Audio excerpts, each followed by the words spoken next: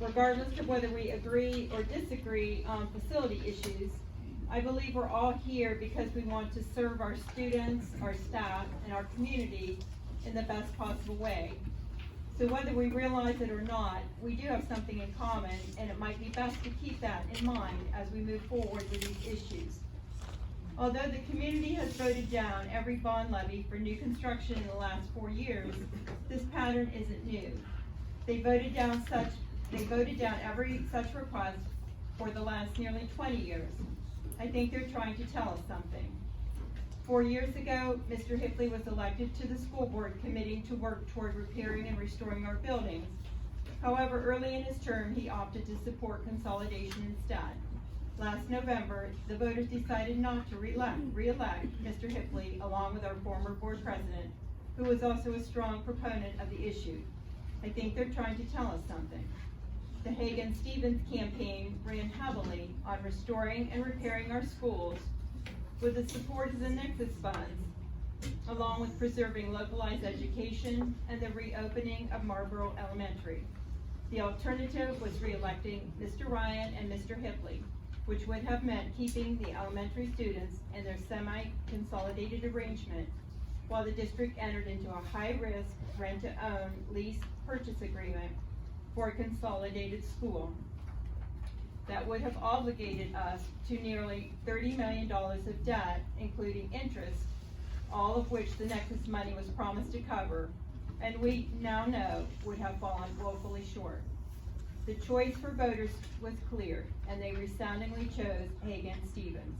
In a 4-person race, the fact that both of them won against incumbents is a very rare occurrence, and doing it by winning all 3 townships and by over 70% in some of the precincts only underscores that this wasn't an ordinary election. The voters had a statement to make, and they made it loudly and definitively. Yes, I think they're trying to tell us something, and I think it's time to listen. Given these realities, the board's decision to move forward with localized education and the Restore Repair project is more than reasonable. It's our responsibility. Our schools are suffering from years of neglect, which is the result of previous school boards approving little more than patch-up maintenance, while spending large sums of money on non-essential projects and services the voters neither expressed a desire for nor had a say in. There's no moving forward until we finally honor, respect, and listen to the majority of our community. My vision for our schools is not that different from the decision that has been made to fix the middle school after voters once again rejected the proposal for new construction. For $2 million, the school was given an overhaul, and contractors are now saying it should last for another 30 years. This is a building the OFCC said needed to be torn down and rebuilt for tens of millions of dollars. The previous board has started the same process for the high school, with updates and repairs that will hopefully, when finished, extend its life for just as long, and all this for a fraction of the cost of rebuilding. I recommend that the 2020 board follow the same logic for all of our school buildings and commit to doing everything necessary to make it a success. Our plan involves gathering assessments for all district buildings, including estimated costs and project prioritization, with Nexus monies to fund the most essential aspects of the plan. We fully acknowledge the challenge of Nexus valuation, and therefore will focus initially on the most fundamental repairs. As we reopen Marlboro Elementary School, I call on our administrators to investigate ways for increasing enrollment. When Marlboro closed, we lost students. Let's keep Marlington kids at Marlington and get them back. We must attract others through increased programming, such as a Marlington preschool and special services staffed by Marlington educators, and expanding our open enrollment by making our programs outstanding.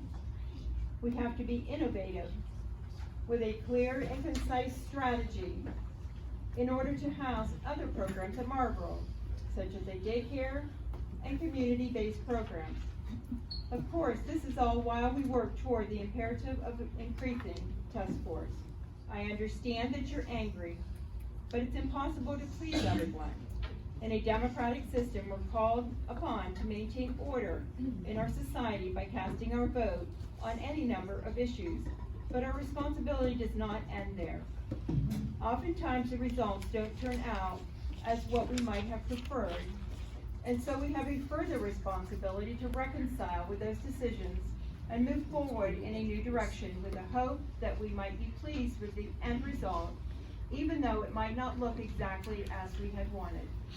To do anything else is to breed resentment, divisiveness, and subversion, which can never help move Marlington forward.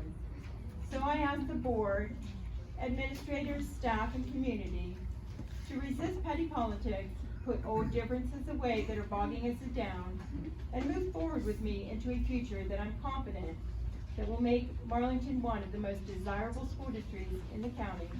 We don't have to keep going like this because we're better than this. We are Marlington.